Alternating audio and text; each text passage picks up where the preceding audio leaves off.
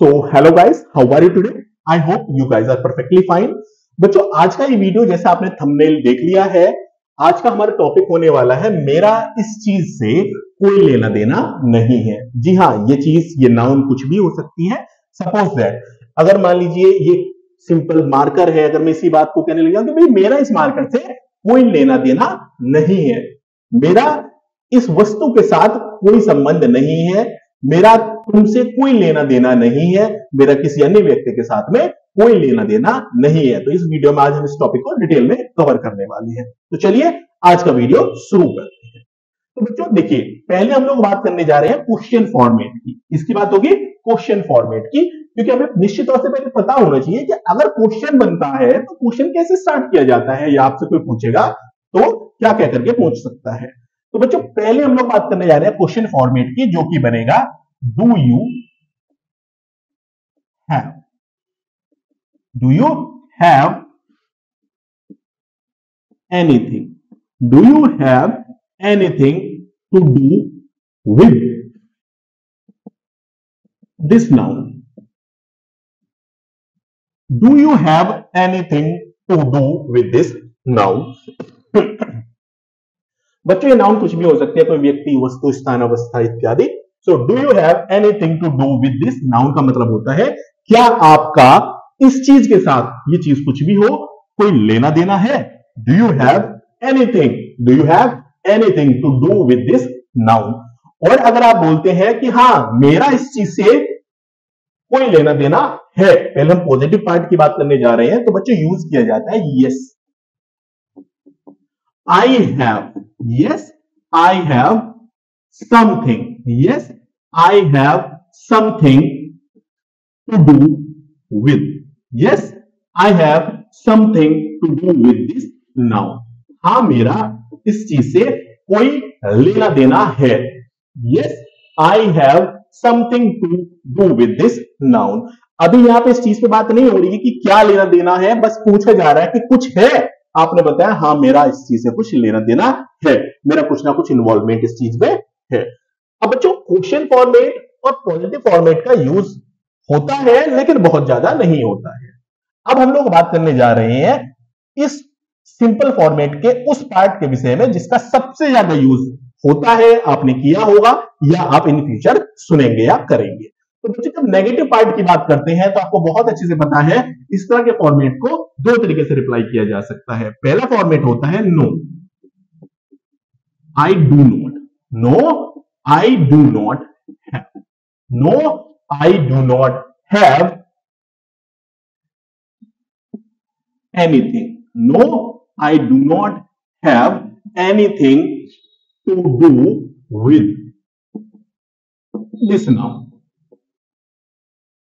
No, I do not have anything to do with this noun का मतलब है मेरा इस चीज से कोई लेना देना नहीं है। मैंने पूछा Do you have anything to do with this noun? क्या आपका इस चीज से कोई लेना देना है? अगर है Yes, I have something to do with this noun। अगर आप मना करते हैं No, I do not, no, I do not have anything to do with this noun। अब बच्चों बात करने जा रहे हैं सबसे ज्यादा प्रचलित लाइन के विषय में। जी हां, ये फॉर्मेट भी यूज किए जाते हैं, लेकिन अब हम लोग बात करने जा रहे हैं बच्चों जो सबसे ज्यादा लाइन प्रचलित है, जो सबसे ज्यादा यूज की जाती है। तो बच्चों यूज किया जाता है नो, आई हैव नथिंग। क्या यूज होता है? I have nothing to do, I have nothing to do with this noun। जी हां बच्चों, ये लाइन सबसे ज्यादा इंपॉर्टेंट है। बहुत ज्यादा ये लाइन सुनने को मिलती है जहां आप बोलते हैं I have nothing, I have nothing to do with this noun। Suppose that मुझे किसी व्यक्ति को बोलना है कि जी मेरा आपसे कोई लेना देना नहीं है, मेरा आपसे कोई लेना देना नहीं है, तो वाक्य बनता है आई हैव। देखिए ये तो क्वेश्चन फॉर्मेट में था, do you have anything to do with this noun, तो आपने इस फॉर्मेट को इस तरीके से लिखा नहीं, yes I have something to do with that noun, या no I do not have anything to do with that noun, और no I have nothing to do with that noun. अब हम लोग बात कर रहे हैं बच्चों सबसे इंपॉर्टेंट पार्ट के विषय में, जो कि है ये। अब ये क्वेश्चन फॉर्मेट में ना यूज करके हम इसको एक फॉर्मल टॉक में जब कभी यूज करते हैं, तो बच्चों आई हैव नथिंग क्या यूज होता है, I have nothing to do with, I have nothing to do with कोई भी नाउन, बस इतना पार्ट यूज किया जाता है जो सबसे ज्यादा महत्वपूर्ण है। फॉर एग्जाम्पल मैंने बोला I have nothing to do with you, I have nothing to do with you, जैसा बच्चों आप लोगों ने देख लिया है, I have nothing to do with you. इस वाक्य का मतलब है मेरा तुमसे कोई लेना देना नहीं है। I have nothing to do with you, मेरा तुमसे कोई लेना देना नहीं है, मेरा तुमसे कोई मतलब नहीं है। I have nothing to do with this book, मेरा इस पुस्तक से कोई लेना देना नहीं है। I have nothing to do with this boy, it mean that मैं तो उसको जानता तक भी नहीं हूं और मेरा उससे कोई लेना देना नहीं है, मेरा उस व्यक्ति से कोई मतलब नहीं है। I have nothing to do with this mobile, मेरा इस मोबाइल से कोई लेना देना नहीं है। अब जब कभी हम किसी से कुछ क्वेश्चन पूछते हैं तो इस वाले फॉर्मेट का यूज किया जाता है, do you have anything to do with this noun. जब आप हां में जवाब देंगे yes I have something to do with this noun, but इन दोनों फॉर्मेट की तुलना में ये वाला फॉर्मेट बहुत ज्यादा प्रचलित है, जहां आप जवाब देते हैं बोल करके I have nothing to do with this noun, I have nothing to do with you, मेरा तुमसे कोई लेना देना नहीं है।